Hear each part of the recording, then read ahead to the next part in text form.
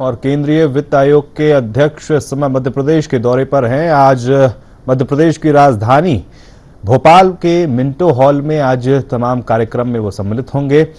इसी खबर पर हमारे साथी सहयोगी संवाददाता आशीष मंगल सोनी हमारे साथ मिंटो हॉल से जुड़ चुके हैं। आशीष जी, आज वित्त आयोग के अध्यक्ष का मिंटो हॉल में क्या कुछ विशेष कार्यक्रम होने वाला है? देखिए, 16वें वित्त आयोग के अध्यक्ष अरविंद पनगड़िया अपने सदस्यों के साथ मध्य प्रदेश प्रवास पर हैं।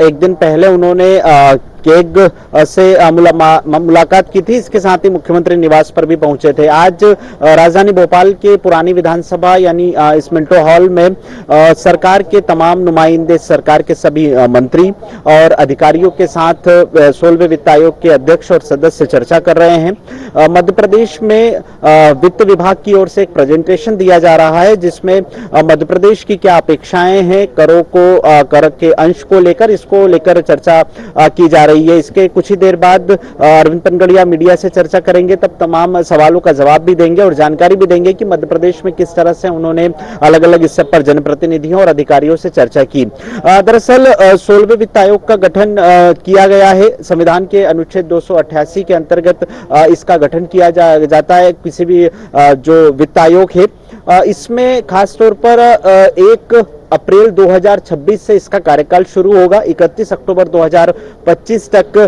वित्त आयोग को महामहिम राष्ट्रपति को रिपोर्ट सौंपना है कि मध्य प्रदेश में अलग अलग राज्यों में केंद्र जो कर प्राप्त करता है उसमें राज्यों की हिस्सेदारी को लेकर क्या किया जा सकता है, किस तरह से नवाचार किया जा सकता है और विकास के क्या क्या आयाम हो सकते हैं। इसके साथ ही सबसे महत्वपूर्ण बात है कि जो वित्त आयोग के सदस्य हैं वो जब केग से मुलाकात हुई थी तो केग ने भी अप्रयुक्त राजस्व स्रोतों को लेकर खासतौर पर बात कही थी कि किस तरह से कर बढ़ाए जा सकते हैं, किस तरह से इनके इंफ्रास्ट्रक्चर बढ़ाए जा सकते हैं और उसके साथ ही नगरीय निकाय और पंचायत के क्षेत्रों में, पंचायत अपने अपने क्षेत्रों में किस तरह से विकास के लिए इंफ्रास्ट्रक्चर तय कर सकती है और साथ ही करों का आरोपण कर सकती है। तो इन तमाम बातों को लेकर यहाँ पर चर्चा हुई है। अब से कुछ ही देर बाद जब वित्त आयोग के सदस्य मीडिया से चर्चा करेंगे, अध्यक्ष अरविंद पनगड़िया मीडिया से चर्चा करेंगे तो बताएंगे कि मध्य प्रदेश में क्या संभावनाएं हैं।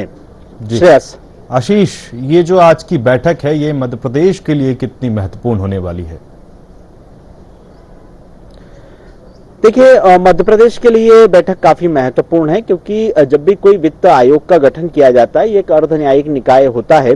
जो केंद्र सरकार टैक्स कलेक्शन करती है उसमें राज्यों की हिस्सेदारी को लेकर जब बात आती है कि किस राज्य को कितना अंश दिया जाना है, अब तक जो है वो 41% केंद्रीय करों का राज्यों को दिया जाता है हिस्सा और इसे बढ़ाकर 45% करने की मांग भी हुई है। कृषि को लेकर भी खासतौर पर बात हुई है कि किस तरह से कृषि में केंद्र सरकार सहयोग कर सकती है और इसके साथ ही पिछले 20 सालों में जिस तरह से मध्य प्रदेश ने प्रगति की है टूरिज्म के क्षेत्र में, टेक्सटाइल के क्षेत्र में, इंडस्ट्री के क्षेत्र में, हाल ही में ग्लोबल इन्वेस्टर समिट हुई है, तो मध्य प्रदेश विकसित राज्यों की श्रेणी में आकर खड़ा हो गया है। अब इस पायदान को बनाए रखने के लिए और सबसे खास बात यह है कि टैक्स कलेक्शन के बाद भी जो स्थानीय निकाय और पंचायत हैं उनके विकास के लिए क्या योजनाएं हो सकती है, उनको कर किस तरह से मिल सकता है, क्या कोई आर्थिक स्पेशल आर्थिक पैकेज की बात हो सकती है, कुछ अलग अलग मुद्दे हैं। कुल मिलाकर हम